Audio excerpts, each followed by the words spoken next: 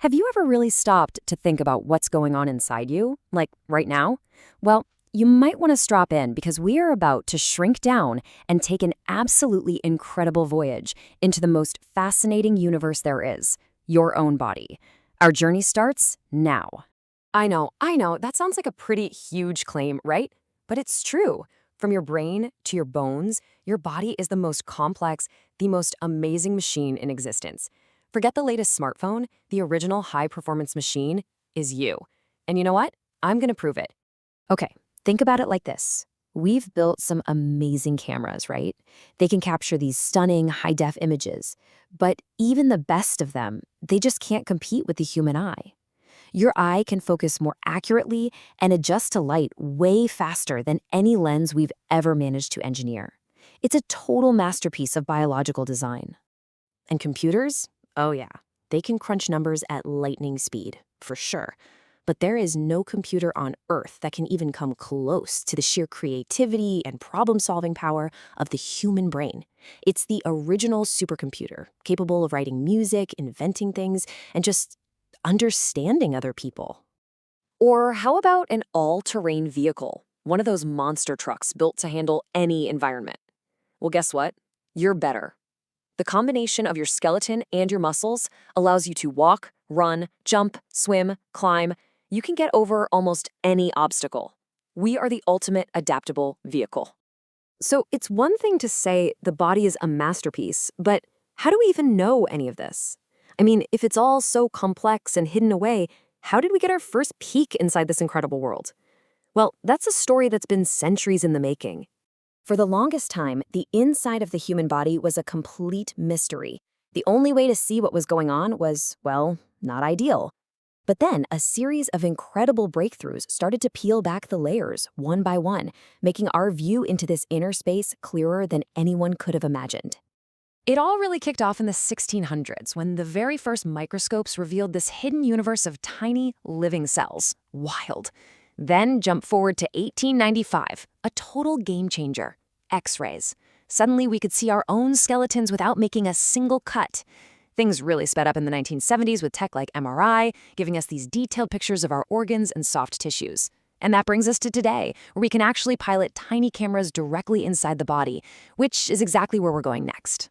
All right, it is time to begin our fantastic voyage. Our first destination, the circulatory system. You can think of this as the body's ultimate transportation network, a massive superhighway of arteries and veins that delivers everything our cells need to survive, 24/7. And as we're cruising along this superhighway, we're going to meet our travel buddies. First up, you've got your red cells. They're the oxygen couriers, the delivery guys.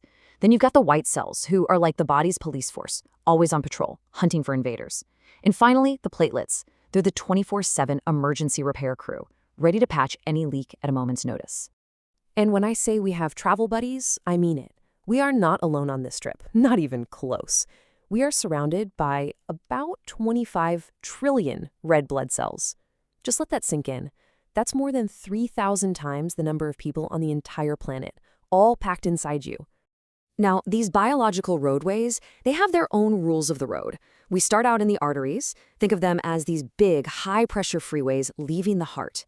They branch off into smaller and smaller roads until finally we get to the capillaries. And these are the tiny neighborhood side streets, so narrow that those red blood cells actually have to bend and squeeze through in single file to make their deliveries. Then it's into the veins for the nice, low-pressure cruise all the way back home.